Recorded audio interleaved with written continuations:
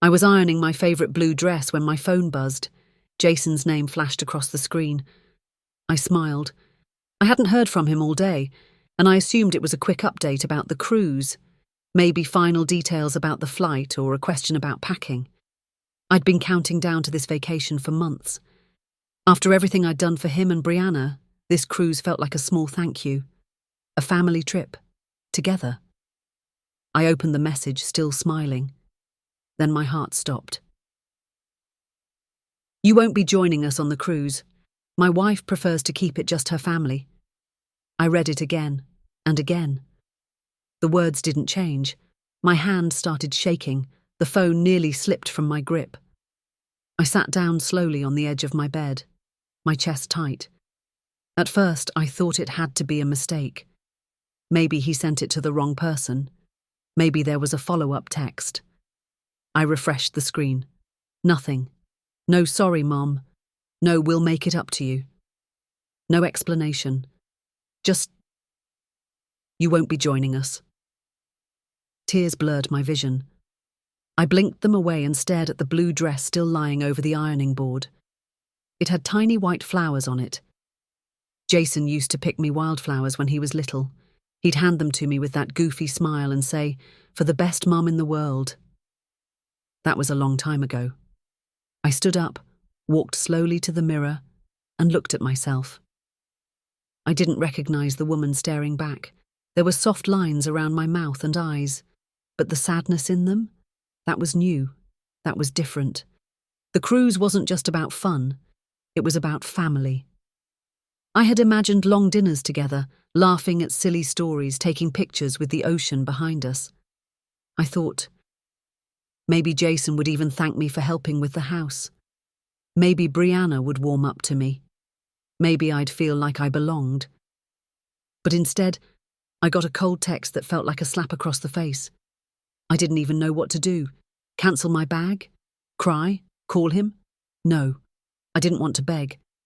I sat on the edge of my bed again, trying to calm the storm inside me. I thought about the house, the one they live in now, the one I helped pay for. I remembered the day we closed on it. Jason hugged me, but Brianna just said, "Well, now we can finally live like adults." No thank you, no smile.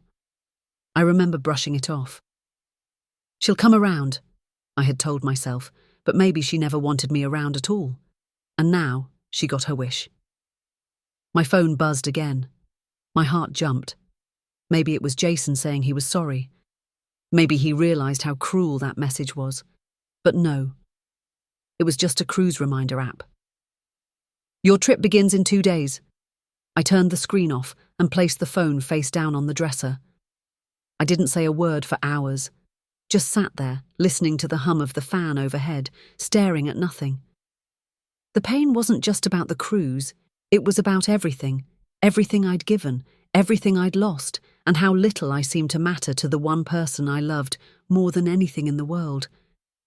I wasn't angry yet. Just broken. And I didn't know it then, but that message would change everything. If this story made your heart sink even a little, you're not alone. Hit like if you've ever felt unappreciated. Subscribe to hear what Dorothy does next. Trust me, you don't want to miss how she turns this heartbreak into power. And leave a comment if you've ever had to put family in their place. Jason wasn't always like this. There was a time he clung to my hand every time we crossed the street.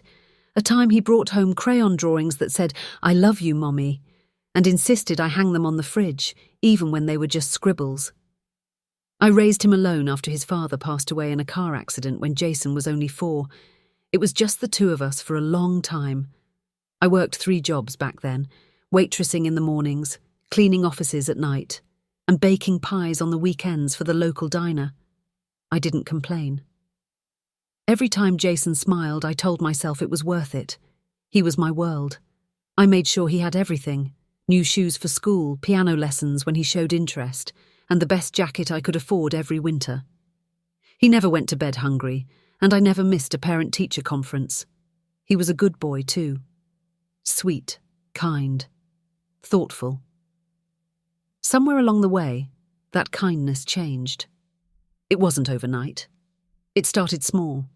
Missed phone calls, forgetting my birthday once, being too busy to come by.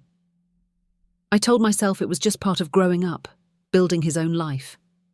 He married Brianna a few years ago. That's when things truly began to shift.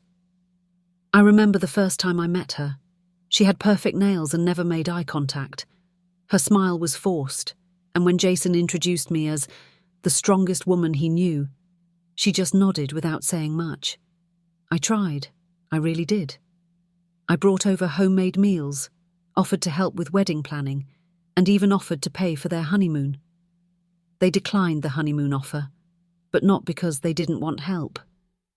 They said they had other plans, and a week later, Jason called and asked if I could help cover part of their new apartment deposit. That was the beginning. It became normal for Jason to call and say things like, "Mum, Brianna's car needs repairs. Do you think you could spot us just this once?" Or, "We're a little short this month. Any chance you could lend a hand?" At first I helped without question. I was his mother. That's what mothers do, right? They show up, they support, they give, even when they're tired. But it never stopped. After a while, it stopped feeling like help and started feeling like an obligation. Brianna never called to thank me. In fact, she rarely spoke to me directly. If she was in the background while Jason talked to me on speaker, I'd sometimes hear her sighing or whispering under her breath. Still, I kept hoping I could win her over. When they told me they wanted to buy a house, I was proud. I thought, they're settling down. They want to build a future. Jason asked if I could help with the down payment. He said, "Just a little, Mum. We'll take care of the rest." I checked my savings. It wasn't enough. So I sold a few family antiques, a diamond brooch from my grandmother, a pair of vintage earrings from my mother. Then I dipped into my retirement fund. I even let go of the small cottage I'd been planning to move into after downsizing. It hurt, but I told myself it was for the future of my son. I never imagined he'd forget all that. Looking back, the signs were there. The way Brianna looked at me like I was an inconvenience. The way Jason stopped asking how I was doing and only called when he needed something. Still, I never expected that message. I never thought Jason would cut me out so cleanly. Not after everything. Not after all the years of sacrifice. But maybe I had been blind. Maybe I just didn't want to see the truth. That the little boy who once brought me wildflowers was long gone. And in his place stood a man I barely recognized. I still remember the day I handed over the final check. Jason had come to my house with a folder full of paperwork, wearing a suit he clearly hadn't ironed and looking more nervous than usual. Brianna didn't come with him. She rarely did. "Mum, this is it," he said, tapping the folder. "The last piece. Once this is paid, the house is officially ours." I should have paused. I should have taken a breath, but I didn't. I smiled, walked over to the kitchen drawer where I kept my checkbook, and wrote the largest amount I had ever written in my life. My hands were shaking, not from doubt, but from pride. Jason hugged me. It was quick, barely 5 seconds. I waited for a thank you. I waited for some kind of emotion. He just took the folder and said, "We'll invite you over once we're all settled in." They never did. I had seen the house once before they moved in. A brand new 2-story home in a gated neighborhood with manicured lawns and sparkling windows. Jason had walked me through it during construction. He showed me the open kitchen, the upstairs nursery they said they'd eventually use, and the guest room they called my space. He said it so proudly. "Whenever you want to visit, Mom, this will be yours." I clung to those words like a child clings to a balloon. I thought, maybe this is what all the years of sacrifice were for.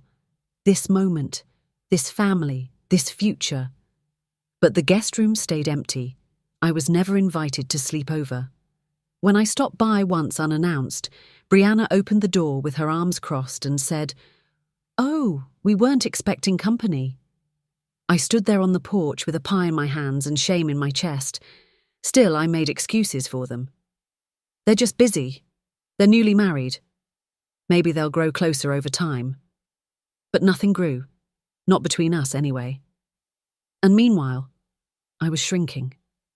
I gave up so much for that house. More than just money. I sold the little condo I was planning to retire in. It had a tiny porch with a swing, just big enough for morning tea. Gone. I dipped into every corner of my savings, funds I had been building for decades, all gone in the name of family. I even gave up my pride. I let Brianna ignore me. I let Jason forget birthdays, cancel dinners and skip holidays.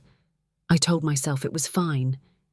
That love meant being there even when they weren't. But after that final check, it was like I disappeared. They didn't call to say thank you. They didn't invite me to see the finished home. Jason sent one photo in a group text, a blurry shot of Brianna holding up a wine glass in the kitchen. The caption just said, "Home sweet home." I stared at it for a long time. No mention of me, no tag, no emoji. It was just a photo, but it felt like a wall being built between us. I tried to visit one more time. I even called ahead. Jason said they'd be out running errands, but that I could drop by to leave something on the porch. I brought a small gift, a framed photo of me and Jason from when he was 10. We were sitting on a blanket in the park, sharing a sandwich and laughing like we had no cares in the world. I left it at the door with a note that read, "So proud of you. Love, Mum." When I checked back a week later, it was still there, unopened. The frame had fallen sideways, the glass slightly cracked.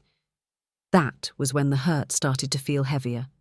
Like maybe I hadn't just lost money. Maybe I had lost my son. And yet, even after all of that, I was still looking forward to the cruise.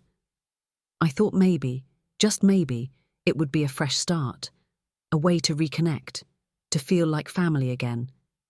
But then, that message came, and everything fell apart. It had been 3 days since I got Jason's message, and I still hadn't left the house. The blue dress I had ironed was now hanging in the back of my closet, hidden like an old wound I didn't want to look at. The suitcase I had packed sat untouched by the front door. I didn't unpack it.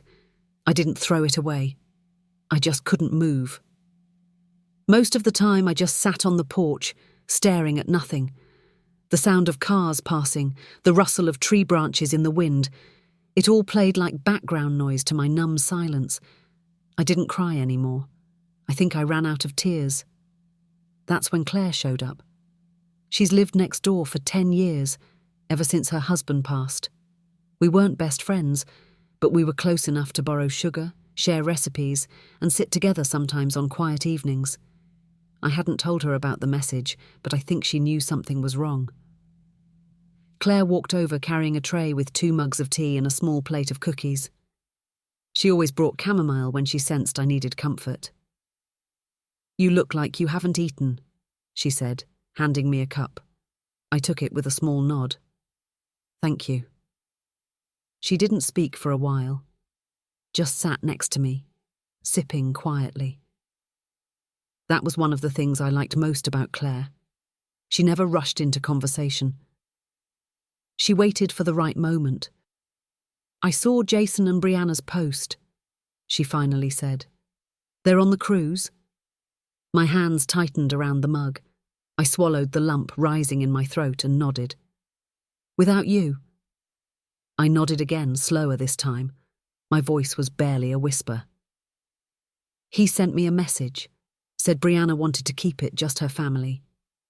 Claire's eyebrows furrowed. She didn't speak right away. She just placed her cup down and leaned back in the chair. "I'm going to say something you might not like," she said. I looked at her. "Go ahead. You've given that boy everything, and this is how he repays you?" I opened my mouth to defend him, to say he was just under pressure or that maybe Brianna convinced him. But the words didn't come. Claire went on. "Dorothy, when my kids mess up, I call them out. I love them. But I don't let them treat me like a doormat, and that's exactly what Jason is doing to you." I blinked, a little stunned. No one had ever said it that plainly. "You bought them a house. You gave up your retirement. You sold your own dreams for that boy. And now you're sitting here like you're the one who did something wrong." I looked away. My hands trembled slightly as I set my mug down. "I don't want to hurt him," I said softly. "You're not hurting him. You're allowing him to hurt you." Claire's voice was firm but not unkind.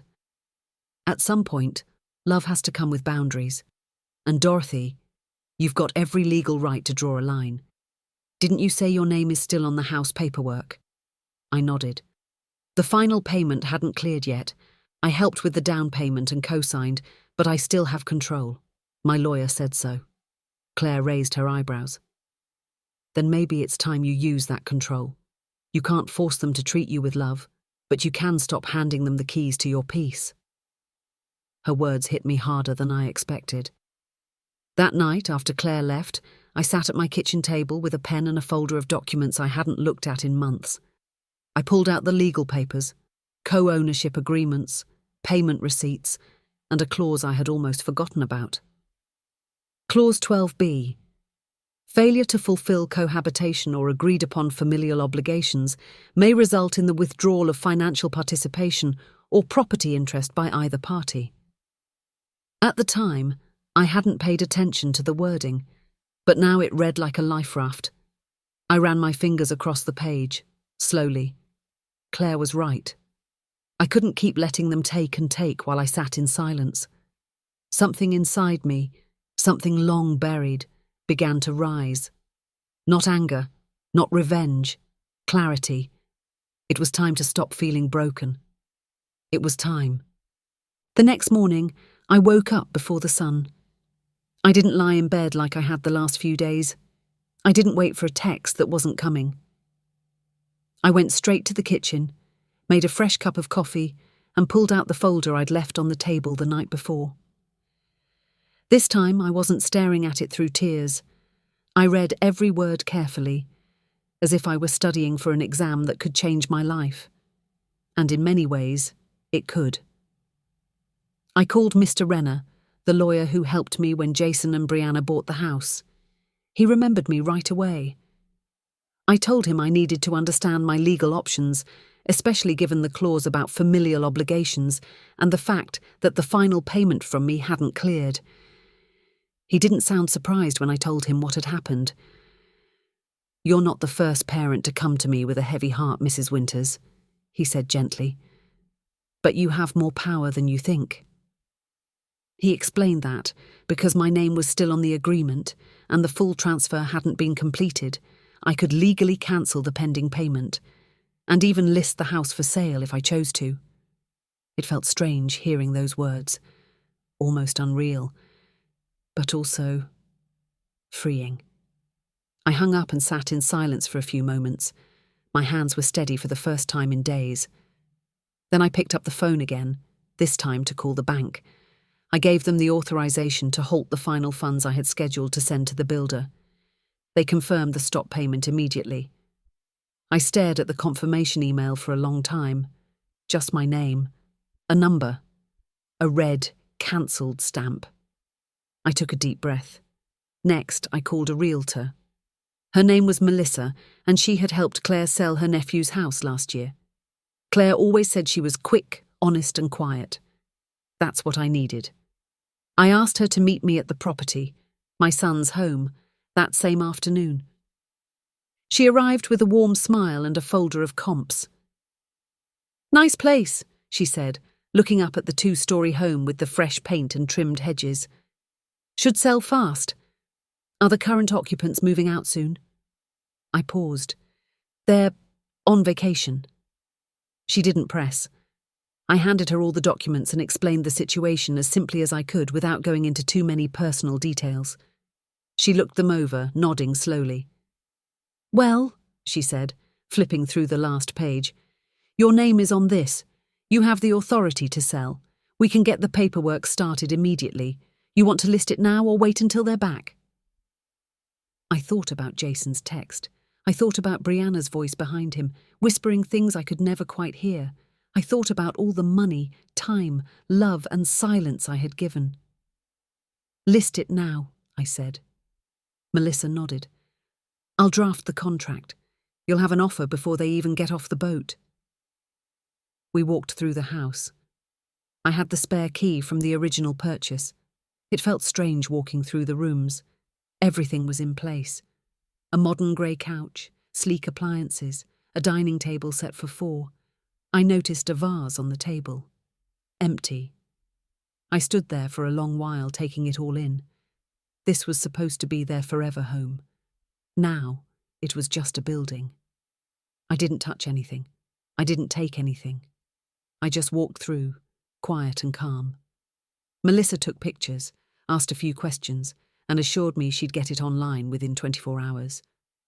When I got home that night, I was exhausted, but not in a bad way. I felt light.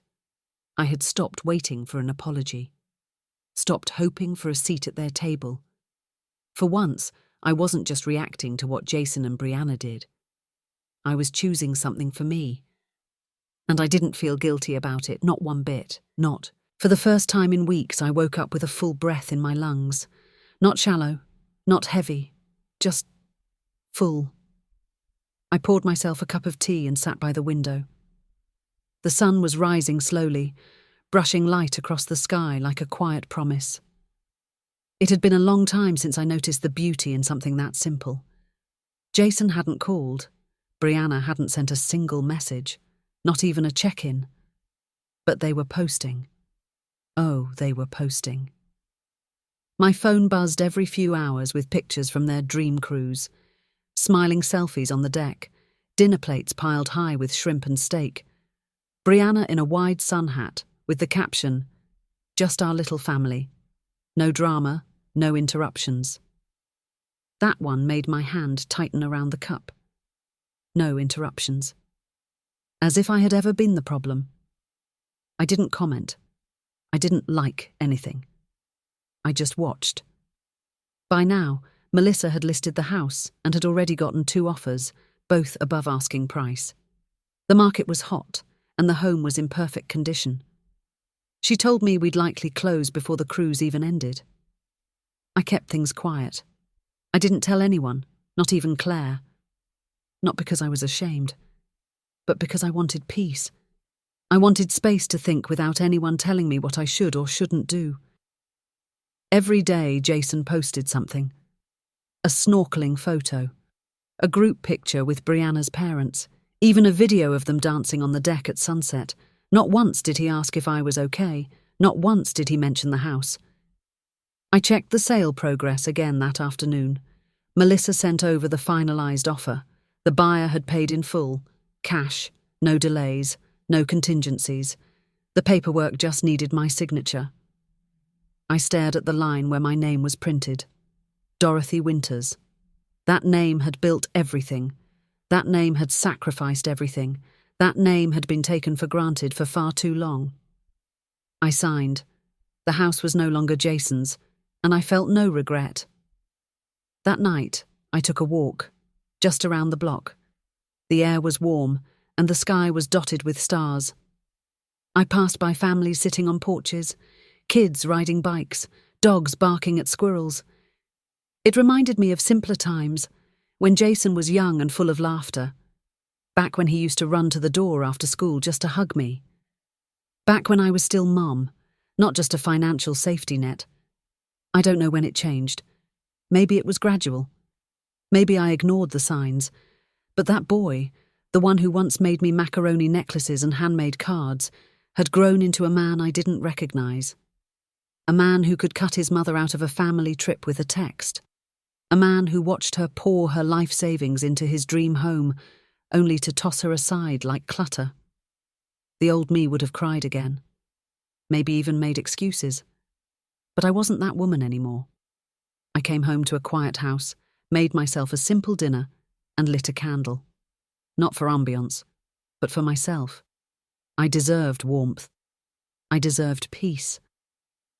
The next morning, Jason sent me a message. "Hope everything's fine back home. Can you water the plants this weekend? We'll be back Sunday night." That was it. No check-in, no concern, just a request, like I was the hired help. I stared at it for a long time. I didn't reply. Instead, I forwarded the closing confirmation from Melissa to my personal email. They had no idea what was waiting for them. They had no clue that the life they had built with my sacrifice, the walls, the roof, the comfort, no longer belonged to them. They had left me behind, and now I had finally done the same. Sunday evening came quietly. The sun had just dipped behind the trees when I saw their Uber pull up in front of the house. Not my house. Not anymore. I was sitting in Claire's car, parked just across the street. She didn't ask questions when I called and said I needed a ride. She just showed up with that knowing look in her eyes, the one that said, "Whatever happens, I'm here." Jason stepped out of the car first, yawning and stretching like a man who had just enjoyed a full week of pampering. Brianna followed, pulling down her oversized sunglasses and adjusting her scarf like someone avoiding paparazzi. Their matching cruise shirts made me sick. They looked up at the house and paused. The porch light was off. The lawn hadn't been watered, and something about the front door felt off. Jason tried the key. It didn't turn. He tried again, this time with both hands, jiggling it forcefully. Still nothing. Brianna crossed her arms. "What's going on?" Jason knocked, confused. Moments later, a man opened the door, tall, maybe in his 50s, holding a coffee mug and wearing slippers. "Yes?" the man asked politely. Jason blinked. This is our house." The man gave a small smile. "No, sir. I just purchased this property last week, closed on Friday." Brianna's mouth dropped open. "Excuse me? This is our home." The man calmly handed Jason a copy of the closing paperwork. It had all the details. Purchase date, seller name, signatures. And there it was, in clear print. Seller, Dorothy Winters. Jason's face drained of colour. His mouth moved, but no words came out. That's when I stepped out of Claire's car. He turned sharply when he saw me. "Mum, what the hell is going on?" I walked slowly across the street, calm as a breeze. I didn't raise my voice. I didn't cry. I simply looked him in the eye. "You told me I wasn't family," I said softly. "So I stopped acting like one." Jason ran his hands through his hair. You can't do this. We lived here." I shook my head. "You lived here because I made it possible, and when I was no longer useful to you, you cut me out. You made it clear I wasn't welcome." Brianna stepped forward, voice sharp. "You had no right to sell it behind our backs." I finally looked at her directly. "Actually, I had every right. My name was on every document. I paid for this house. I built it for a family that no longer considered me one of their own." Jason's voice cracked. "But where are we supposed to go?" I didn't answer right away. I looked at the man in the doorway. "I hope you enjoy your new home.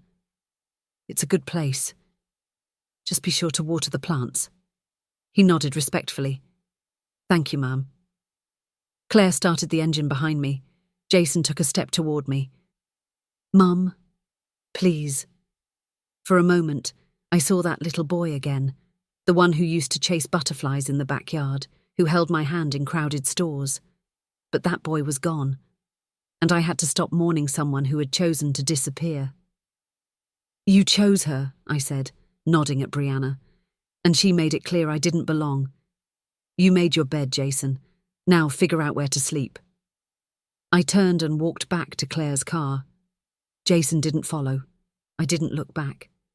As we pulled away, I saw them still standing on the curb, luggage at their feet, the new homeowner already closing the door behind them. They looked like strangers now, not just to the house, but to me. And for the first time in a long time, I felt free.